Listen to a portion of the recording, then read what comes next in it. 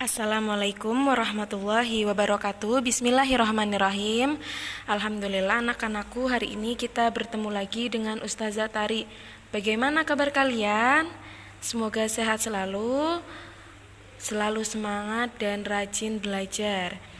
Nah, hari ini kita masih ada di tema 6, merawat hewan dan tumbuhan. Subtema 3, tumbuhan di sekitarku. Pembelajaran kedua kelas 2. Itu ya. Nah, sebelum kita memulai pembelajaran hari ini, alangkah baiknya kita berdoa dimulai.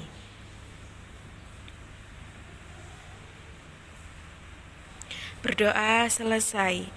Anak-anakku, silahkan kalian bisa buka buku tema 6 halaman 118. Nah, hari ini kita akan belajar bersama Lani ya. Pembelajaran kedua. Perhatikan, di situ ada Lani, ada Dayu, Edo, Beni dan Siti.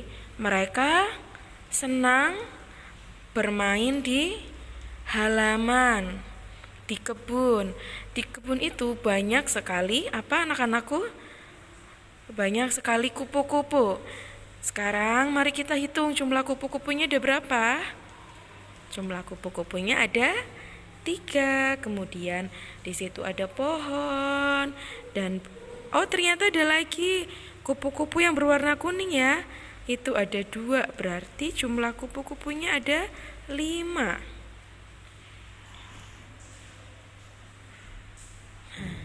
Ini kupu-kupunya, kupu-kupu 3, kecil nih 4, 5. Kemudian di kebun ini juga terdapat banyak sekali bunga warna merah, warna kuning, kemudian rumputnya hijau, sangat indah. Awannya juga terlihat sangat cerah. Nah, ayo bermain peran. Lani dan teman-temannya bermain bersama ketika istirahat di sekolah. Nama permainan itu adalah kupu-kupu di taman bunga. Ayo bermain bersama seperti Lani dan teman-temannya. Perhatikan aturan mainnya. Siswa dibagi menjadi 2 kelompok. Kelompok 1 menjadi bunga, kelompok 2 menjadi kupu-kupu. 1 bunga berpasangan dengan 1 kupu-kupu. Kupu-kupu berdiri di belakang bunga. 1 orang siswa menjadi pemimpin permainan. Ketika pemimpin permainan menyebutkan 1 bilangan genap. Bilangan genap berarti apa ya? Berarti bilangan genap ada 2, 4, 6, 8, 10, 12, 14 dan seterusnya. Kupu-kupu berlari di belakang bunga sebanyak 5 kali. Ketika pemimpin permainan menyebutkan 1 bilangan ganjil, bunga berlari dan bertukar tempat dengan bunga yang lainnya. Permainannya seperti itu. Nah, sekarang perhatikan kembali. Ayo berdiskusi. Dalam setiap permainan selalu ada peraturan permainan. Mengapa harus ada peraturan? Apakah dalam keseharianmu kamu juga memiliki peraturan ketika bermain di sekolah? Tuliskan peraturan yang kamu temukan ketika jam istirahat di sekolahmu.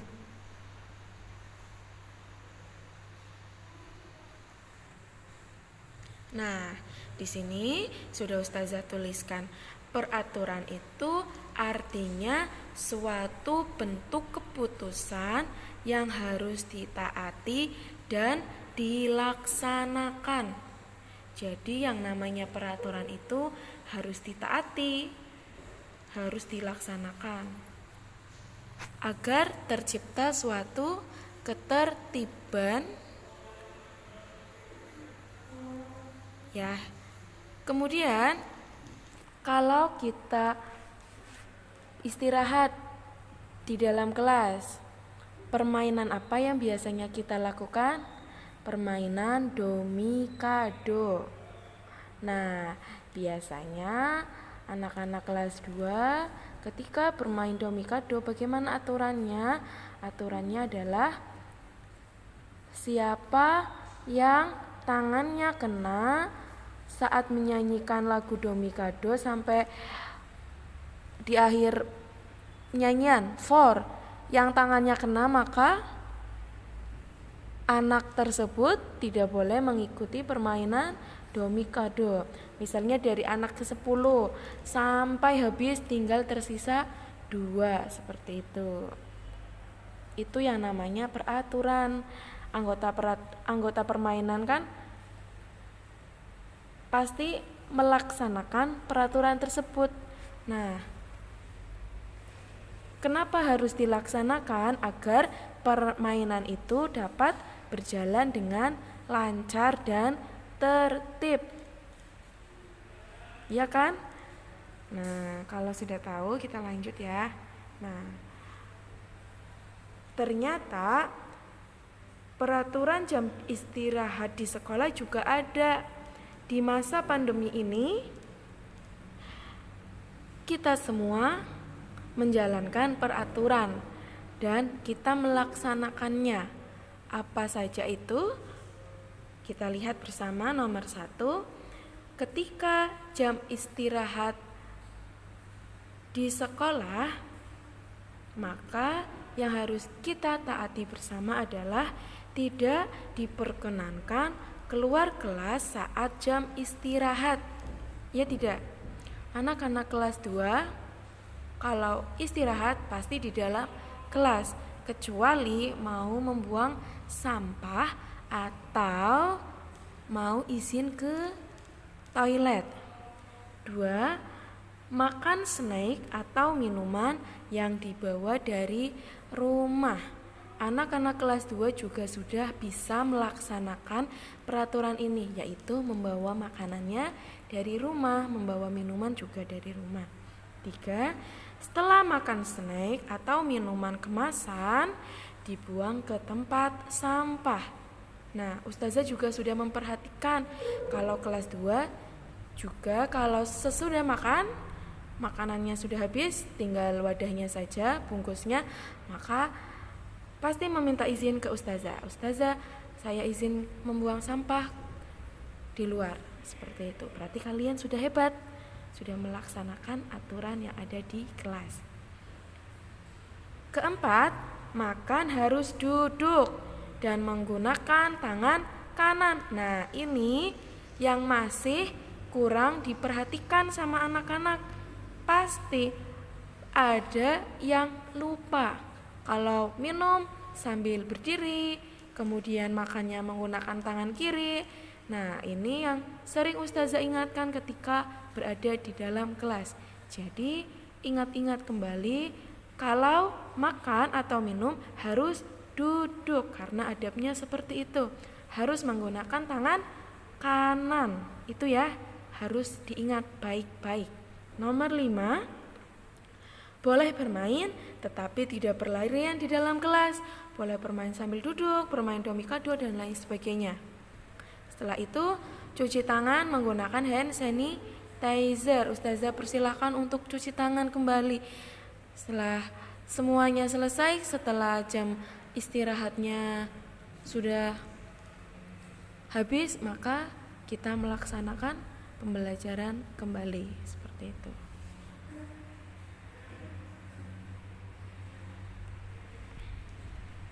Ayo membaca anak-anakku, bacalah teks berikut. Tandailah setiap kata, kalimat, dan ejaan yang tidak tepat pada teks. Ustazah bacakan ya. Lani, Udin, dan Beni gemar berolahraga. Peraturan sekolah mewajibkan semua siswa menggunakan sepatu dan baju olahraga ketika pelajaran olahraga. Suatu hari, Benny lupa memakai sepatu olahraga. Ia jatuh terpeleset ketika bermain bola. Benny sangat menyesal karena tidak mengikuti peraturan sekolah.